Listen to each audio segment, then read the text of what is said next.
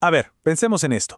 ¿Qué tal si las palabras que usamos todos los días para hablar de política y economía estuvieran de alguna forma envenenadas? Esa es básicamente la tesis de F. A. Hayek que vamos a desglosar aquí. Él decía que nuestro propio vocabulario nos pone trampas y nos lleva a conclusiones equivocadas casi sin que nos demos cuenta. Y para que veamos la magnitud de esto, empecemos con esta cita potentísima de Confucio. Nos recuerda que la claridad en el lenguaje no es un tema académico nomás, es algo fundamental para la libertad. Hayek estaba convencido de que la confusión en nuestras palabras políticas tenía consecuencias muy pero muy reales. Y aquí es donde se pone interesante. El núcleo del argumento es que nuestro lenguaje, arrastra como un equipaje de un pasado muy lejano, de una época en que el mundo se entendía de una manera completamente distinta. Son como fantasmas, ¿no? De ideas viejas que todavía andan dando vueltas en nuestras conversaciones. Ok, pero ¿cómo que envenenada? ¿A qué se refiere exactamente con eso? Justamente eso es lo que vamos a investigar. No estamos hablando de palabras que suenan mal, sino de términos súper comunes que, según Hayek, nos engañan de una forma muy sutil. Muy bien, vamos a meternos de lleno en esto. La primera idea clave es lo que Hayek llama nuestro lenguaje animista. Es esa tendencia que tenemos a ver intención y propósito donde en realidad no los hay. A ver, una forma fácil de entenderlo es como cuando un niño pequeño cree que la luna lo está siguiendo. Ese pensamiento animista le atribuye a una mente, un actor que toma decisiones, a fenómenos que en realidad son el resultado de un proceso espontáneo sin nadie que lo diseñe. Bueno, este mismo hábito mental se aplica a sistemas mucho más complejos. Fíjense, esta tabla nos muestra una distinción que es fundamental. Por un lado, tenemos un orden diseñado, como un equipo de fútbol. Todos tienen un objetivo en común y coordinan sus acciones para lograrlo.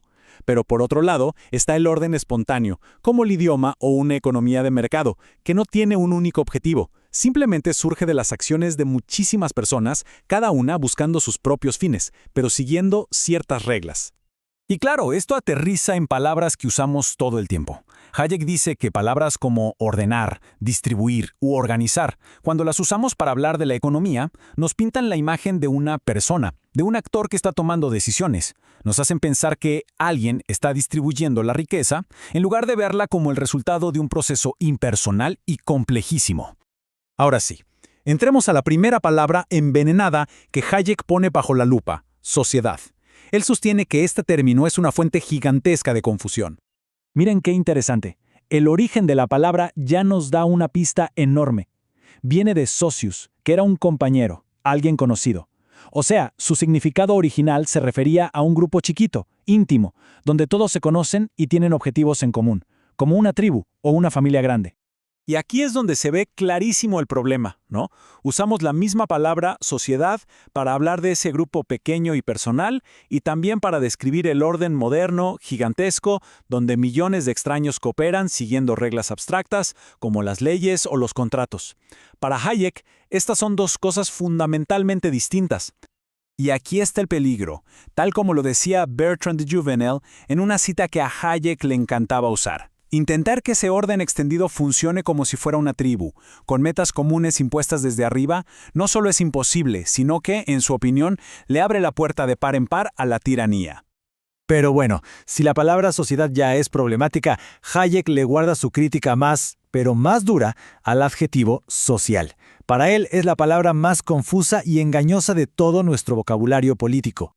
Para que se hagan una idea de qué tan metida está en todas partes, Hayek se dio el trabajo de hacer una lista. Encontró más de 160 sustantivos que van acompañados de la palabra social. Política social, justicia social, conciencia social, la lista sigue y sigue. Y para esto Hayek usa un término súper gráfico en inglés, whistle word, que podríamos traducir como palabra comodín o palabra escurridiza. La idea es que, así como se dice que una comadreja le chupa el contenido a un huevo sin romper la cáscara, la palabra social le puede vaciar de significado al sustantivo que acompaña, dejando solo la apariencia. A ver, su crítica se puede resumir básicamente en 3 puntos. Número 1, la palabra social nos hace pensar que las cosas que surgen solas, como la economía, en realidad fueron diseñadas por alguien. 2, nos invita a intentar arreglar o rediseñar estos sistemas tan complejos como si fueran una máquina simple. Y 3, que quizás es lo más grave, hace que la palabra a la que acompaña pierda su sentido. O sea, ¿qué es exactamente una economía social de mercado que no sea simplemente una economía de mercado?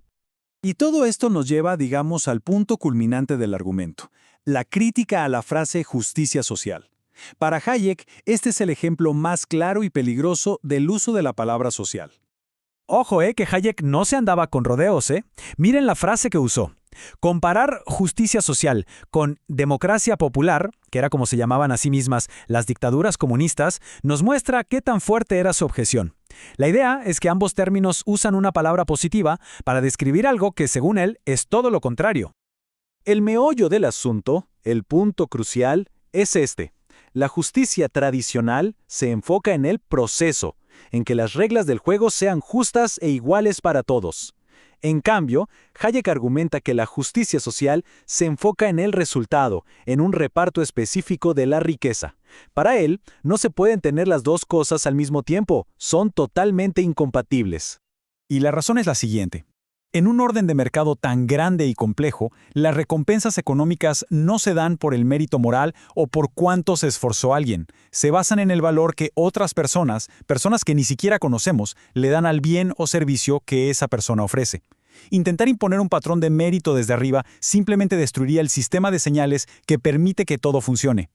Bueno, entonces, si palabras como sociedad, economía, social son un enredo, ¿qué se hace? Hayek no se quedó solo en la crítica, de hecho propuso una solución. Él propuso una palabra completamente nueva, catalaxia. Un término técnico, si se quiere, para describir específicamente el orden espontáneo del mercado. El chiste era usar una palabra limpia, sin todo ese equipaje animista de economía, que nos hace pensar en una casa donde un jefe reparte los recursos. Y ojo, la elección de la raíz griega no fue al azar. Catalateín no solo significaba intercambiar, sino que tenía significados mucho más profundos. Admitir en la comunidad y, la que para Hayek era la más linda de todas, convertir a un enemigo en un amigo. Esto, para él, capturaba la verdadera magia del mercado, un proceso que permite que completos extraños cooperen en paz para beneficiarse mutuamente. Y así cerramos con una pregunta que da para pensar. El análisis de Hayek nos obliga a reflexionar sobre el poder que tienen las palabras, un poder que a menudo es invisible. No son solo etiquetas, llevan dentro teorías enteras sobre cómo funciona el mundo. Quizás la forma en que hablamos de nuestros sistemas políticos y económicos está limitando la forma en que pensamos sobre ellos y las soluciones que somos capaces de imaginar.